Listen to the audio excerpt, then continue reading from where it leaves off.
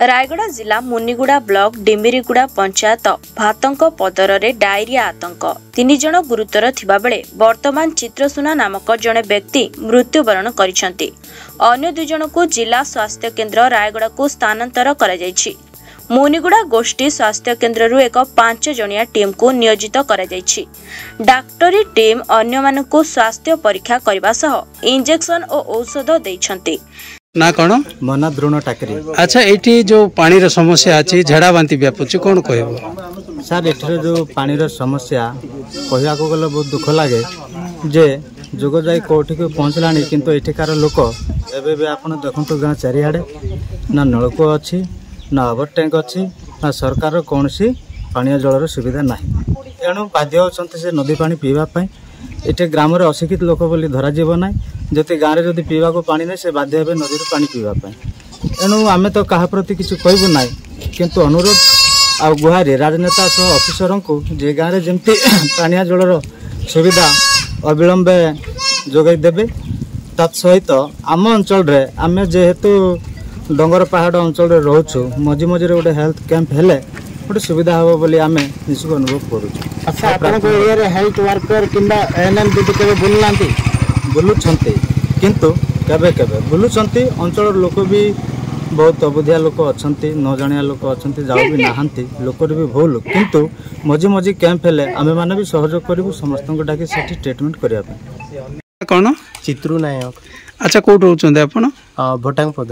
अच्छा कौन रही झाड़ा बांती रो समस्या झाड़ा बांती रो प्रथम मूल कथा है आज्ञा पानी जो जल ही जीवन एडा प्रथम मूल कथा।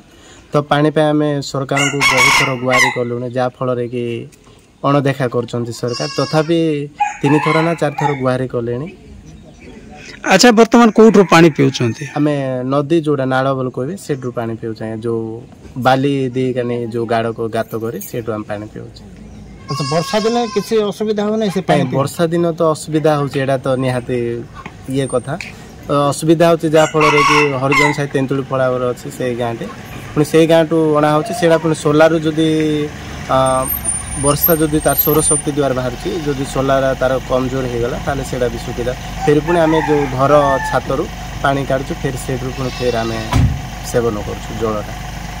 गतकाली संध्या 4टा 4:30 बेले आम खबर पाइलु जे 2-3 जन लोक ये गाँव आक्रांत होती झाड़ा बांती तापर आमर अंबादला स्वास्थ्य टीम आसते चेकअप आ चेकअप देखला देखले 2 जन पेसेंट टिके सीरियस अच्छा से आम्बुलांस द्वारा अंबादला मेडिकल को निया अंबादला मेडिकल प्राइमरी ट्रीटमेंट पर सेठिका डॉक्टर आमर रायगड़ा रेफर करते आ वर्तमान से कंडीशन जहाँ आम रायगड़ा बुझुचु टे स्टेबल अच्छा बड़का जो प्रेजेंट सिचुएसन अच्छी गाँव में प्राय भल अच्छी आ झाड़ा बांती केस एत भी ना।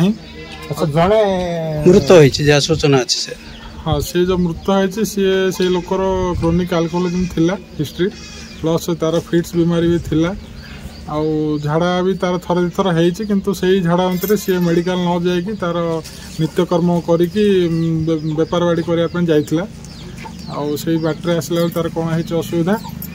अच्छा अच्छा ये पानी जलर समस्या रही सर दीर्घ वर्ष है जहाँ लोक अभियोग कर कौन कहे सर नदी नालू एजावते लोके पानी पीउछंती सेटा तो आम कथा ऊपर लेवल अफिसर सहित कथा है कि जिते शीघ्र हम आम ये बोरिंग ट्यूबवेल व्यवस्था कले भल हम। अच्छा पानी रो लेवल केबे पानी रो नमूना केबे चेक करथिले के एति पूर्व पानी नमूना चेक होचे हमर प्रति आम हेल्थ स्टाफ आसुँच से चेक करके नौजन पानी एवं पुणी आम एवं नहींचु पानी जोटा लोक मैंने नित्य जो पानी नहींचु तार भी टेस्ट करा आती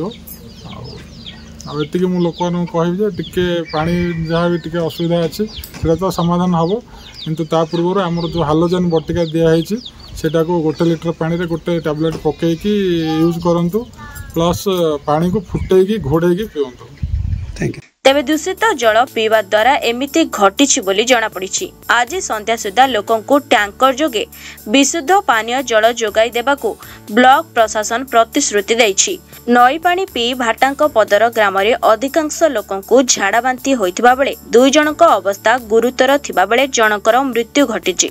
मृतक जनक चित्रसेन सुना बोली जଣା पड़िछि।